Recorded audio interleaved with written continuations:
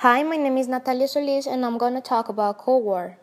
The term Cold War comes from 1945 by the English writer George Orwell. He published an article called You and the Atomic Bomb where he expresses the term of Cold War.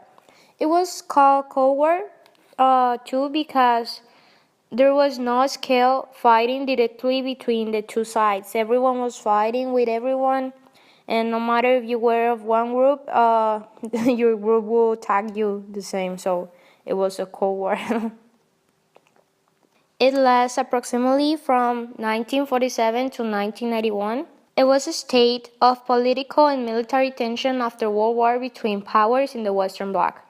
The first phase of Cold War began in the first 2 years after the end of the Second World War in 1945. The Berlin Blockade was the first major crisis of the Cold War. So it was a big fight between two types of government, the capitalism and socialism, in which capitalism is an economic system in which industry and the means of production are privately owned and operated via profit and loss calculation through a price system.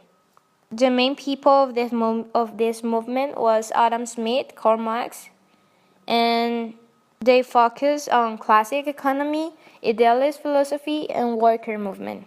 So it was kind of like everybody has the same things and nobody can have something else than other people. Everyone has the same things. There's no rich and poor. And socialism is a control part of the society organized with all his integrants like the media. And they have kind of like democracy, but in here there was a lot of categories of people, rich and poor people.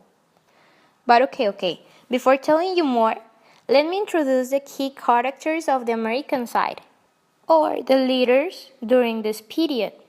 It was Harry Truman, Acheson, George Marshall, George Kennan, Douglas MacArthur, Kennedy, Robert McNamara, and Richard Nixon. But okay. To keep the history, now, do you ever ask yourself what kind of weapons do they use for the war? Because it was a long time ago, huh? Well, they uses rifles, AK-47, assault rifles, infantry rifles, and missiles, and grenades. So let's go back to the history. Americans had long been wary of Soviet communism and concerned about a Russian leader Joseph Stalin.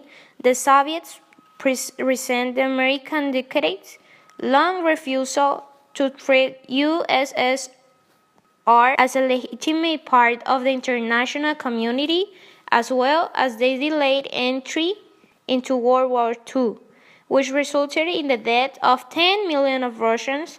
After all this, there was a lot of mutual distrust and enmity.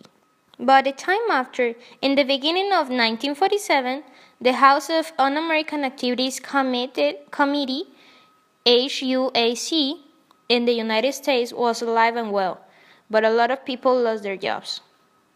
But in June of 1950, the first military action of the Cold War began when the Soviet-backed North Korean people armed invaded its pro-Western neighbor to the south. Many American officials feared this was the first step in a communist campaign to take over the world and deemed that non-intervention was not an option. Truman sent the American military into Korea, but the war was dragged to a stalemate ended in 1953. In early 1960, President Kennedy faced a number of troubling situations, the Bay of Pigs in 1961 and Cuban Missile Crisis. Do you remember? But well, now let's go to the close of the Cold War.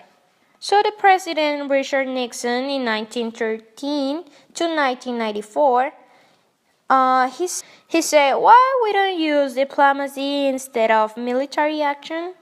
So they established relations with Berlin and Brezhnev, signing strategic arms limitation treaty which prohibited the manufacture of nuclear missiles by both sides and took a step toward reducing the decades-old threat of nuclear war. So yeah, blah blah blah, the Soviet Union was disintegrating by the time, and they destroyed the world. Do you remember? Okay, so let's make a short summary quickly of all this. So Soviet and Eastern Bloc and the US and the Western were fighting, Soviet and Eastern Bloc for nations and US and the Western for democracy.